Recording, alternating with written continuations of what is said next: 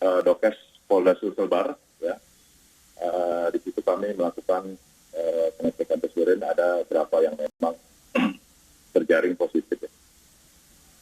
Baik, Pak Adri, di Surabaya, Jawa Timur ada Kabid Humas BNN, Pak Slamet Pribadi. Selamat pagi, Pak Slamet. Pak Slamet, apa sebenarnya penyebab sehingga mata rantai narkoba di kalangan aparat ini susah sekali ditembus, aksesnya susah dicapai? Apa Pak kendalanya dari BNN? Iya, kita semua tahu hasil penelitian bahwa para sindikat itu senang sekali berteman dengan aparat.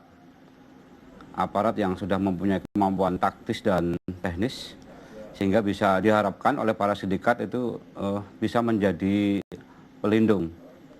Kalau ini terjadi, sungguh membahayakan bagi negara ini. Karena apa? Aparat adalah paku bumi negara Indonesia. Jadi dia harus menjadi contoh bagi semuanya. Itu, Mas. Ya, baik. Kang Asep, ini sepertinya menyambung apa yang dikatakan Pak Slamet begitu ya, berlindung di balik institusi tersebut atau berlindung di balik penegak hukumnya. Seolah menjadi salah satu alasan ataupun faktor kenapa mata rantai ini tidak bisa terputus. Kami akan membahasnya dengan sejumlah narasumber lainnya lagi. Tetaplah di Apa Kabar Indonesia pagi akhir pekan.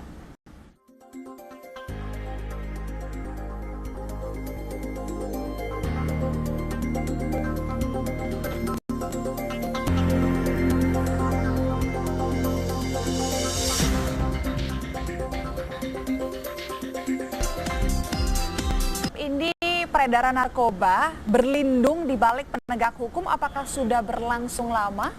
Gini kan data menunjukkan selama ini kan entah oknum polisi, entah oknum jaksa, entah oknum hakim, entah oknum LP. Berarti itu rangkaian dan tidak hanya sekali ini. Sekarang tambah kalau terakhir ini kan ada oknum TNI, entah oknum kesatuan kemarin di Makassar. Artinya apa? Ini tidak mungkin jalan jangkau sebentar. Nggak mungkin sekarang polisi dapat, jaksa dapat, hakim dapat, LP dapat, dari mana? Pasti ada pemasoknya kan? Apakah ini mata rantai yang sama? Apakah ini pemasok yang sama kalau Anda lihat polanya? Nih, saya bilang, kayak misalkan saya sebut aja, berapa DLP Cipinang, berapa DLP Wanita. Itu DLP Wanita ada 3 jaringan, DLP Cipinang itu lebih dari 4 jaringan. Artinya apa? Mereka masih bermain. Tidak mungkin di situ pasti ada berlangsung bermain dia dengan oknum. Saya contoh dulu di Nusa Kambangan dengan kepala LP. Berarti ada pembiaran, ada peredaran, ada pemasok, ada bagaimana dilemparkan. Dan itu kan jelas ada putusan pengadilan. Dan itu tidak pernah sekali, berkali-kali. Bukan hanya di komplek militer tapi juga di lapas masih bermain. Kita tanyakan ke Pak Slamet Pribadi. Pak Slamet, apakah betul peredaran narkoba itu marak sekali di tempat-tempat yang dianggap itu merupakan sarang narkoba seperti di lapas, kemudian di komplek militer seperti itu? Pak Slamet. Iya, Pak Budi Waseso sering menyampaikan bahwa apabila di lapas itu bisa ditekan angka penyalahgunaan dan pengendalian, maka bisa mengurangi sekitar 50% peredaran gelap narkotika di masyarakat. Artinya apa yang disampaikan oleh Pak Asep itu betul, match dengan apa yang disampaikan dengan Pak Budi Waseso. Seperti itu, Mas, kira-kira. Faktor yang memicu aparat bisa menggunakan narkoba, padahal secara mental, proses rekrutmen mereka lebih ketat daripada pegawai lainnya.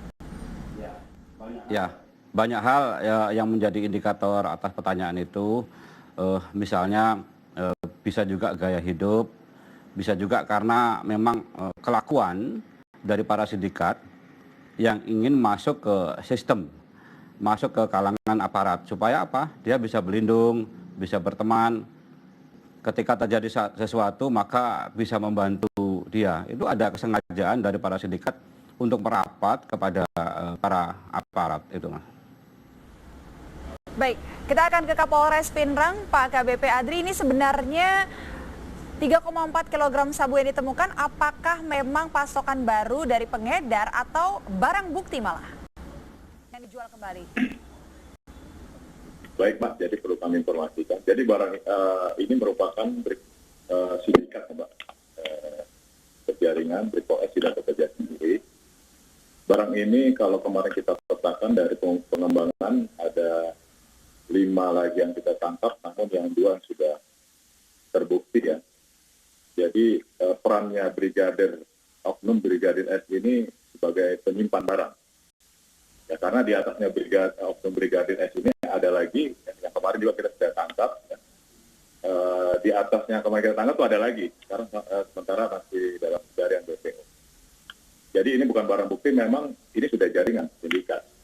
Di mana perannya Brigpol S ini kalau saya lihat dia sebagai penyimpan barang. Jadi barang itu dari pengakuan Brigpol S bukan 3,4 saja, sudah sampai 8 kilo masuk di kediaman rumahnya dan sudah diambil. Pak Kapolres, boleh saya tanya Pak Kapolres? Pak Kapolres, kalau sekarang ini jaringan dan ada bagian dari lain, kemudian juga dari wilayah Polres lain, apakah oknum-oknum aparat di tempat lain juga sudah dilakukan penyelidikan atau penyidikan oleh Polres Pindrang?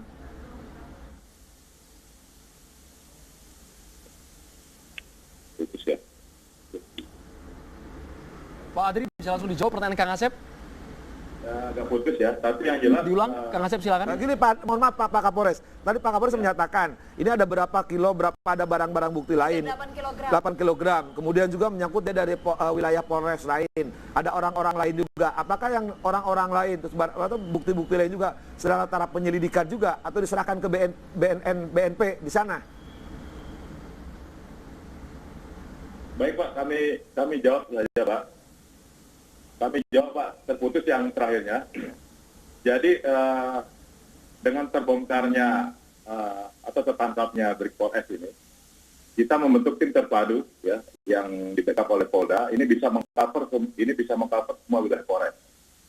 Ya, mengcover wilayah Polres karena bukan di Pindrang saja dan tidak melibatkan hanya oknum polisi saja, ada orang sipilnya juga. Jadi termonitor kemarin ada masuk wilayah lain seperti Polres Sidrap, kemudian masuk wilayah Pare dan sebagainya. Itu kami melakukan koordinasi dengan jajaran Kapolres, dengan jajaran Polres. Ya, namun kami tidak sembarangan koordinasi karena kami takut terjadi kebocoran. Ya, namun kami pertajam dari pengembangan dari Brigpol S ini.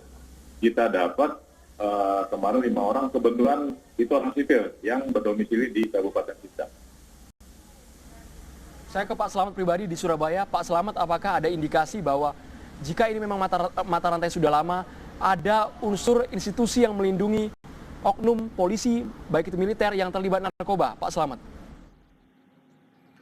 Kalau ya, saya kira kalau dihubungkan dengan institusi terlalu jauh ya, kita tahu bahwa para pimpinan kita mempunyai komitmen dan konsistensi yang tinggi soal ini, apalagi setelah Presiden menyampaikan beberapa direktif kepada staf beliau, aparat beliau, soal darurat narkoba, kemudian soal sinergi antara yang satu dengan yang lain, kemudian pemberantasan yang harus masif, maka itu menjadi bagian dari garis perintah yang tidak bisa dilewati dan itu harus dilaksanakan.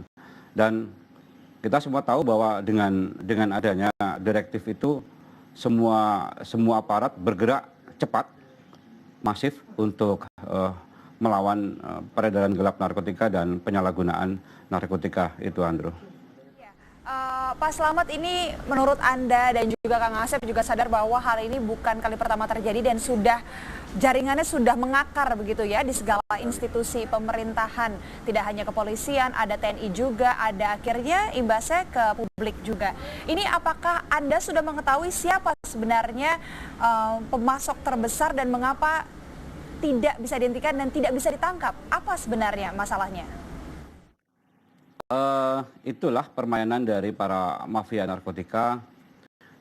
Kita tinggal bagaimana membuktikan secara taktis dan teknis dan bagaimana membuktikan secara yuridis sampai mereka bisa dibuktikan ditangkap kemudian diseret ke pengadilan. Dan memang itu permainan sindikat seperti itu.